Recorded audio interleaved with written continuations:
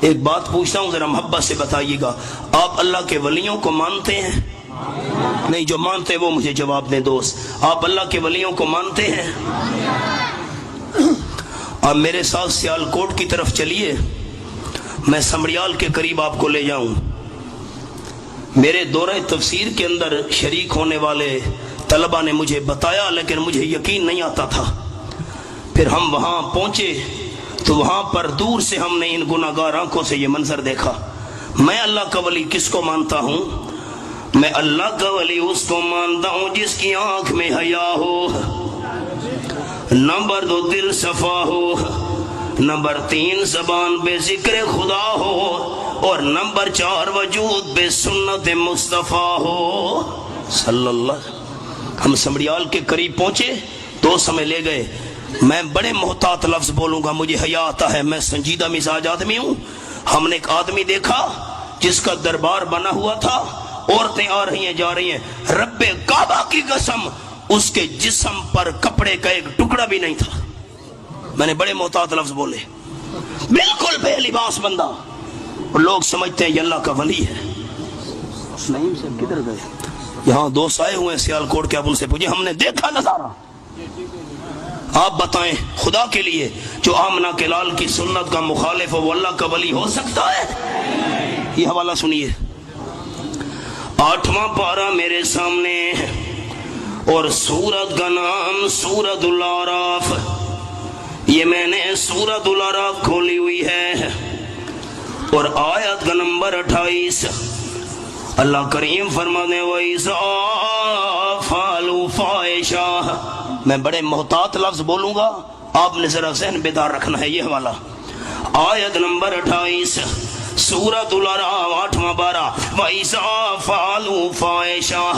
مکہ کے لوگ آپ صلی اللہ علیہ وسلم کے دور کے اندر آپ کے مخالفین اور دشمن، مرد بھی عورتیں بھی بے لباس ہو کر بیت اللہ کا طواف کیا کرتے تھے۔ یہ حوالہ ہے، آپ نوٹ کریں، مانا گھروں میں جا کر چیک کر لیں، بے شک بالکل شیطان نے پٹی پڑھائی۔ ان کپڑوں میں تم گناہ کرتے ہو، پھر ان کپڑوں سے بیت اللہ کا طواف نہیں کرنا چاہیے، لباس اتار کر طواف کیا کرتے تھے۔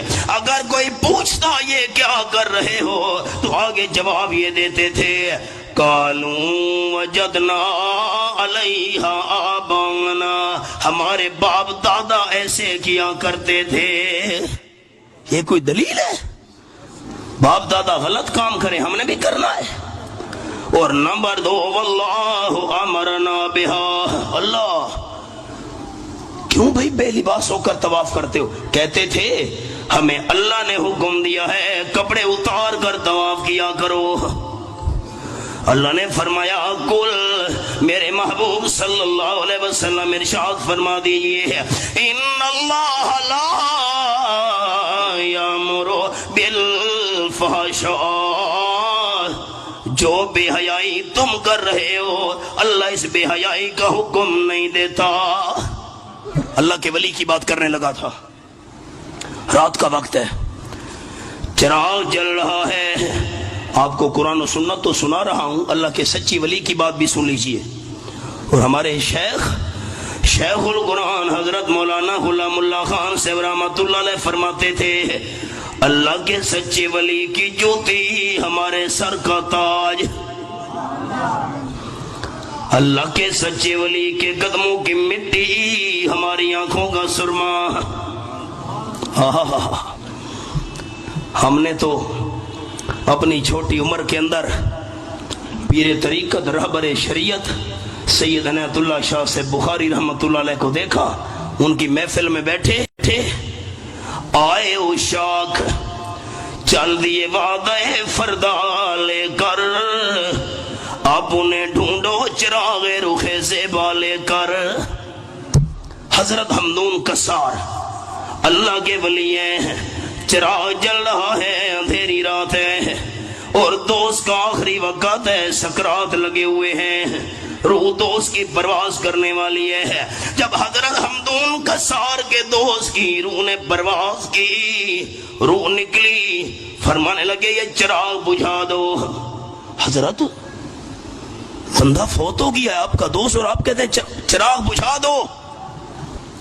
حضرت آپ کیا فرما رہے ہیں؟ میں کہہ رہا ہوں چراغ بجھاؤ، جلدی کرو۔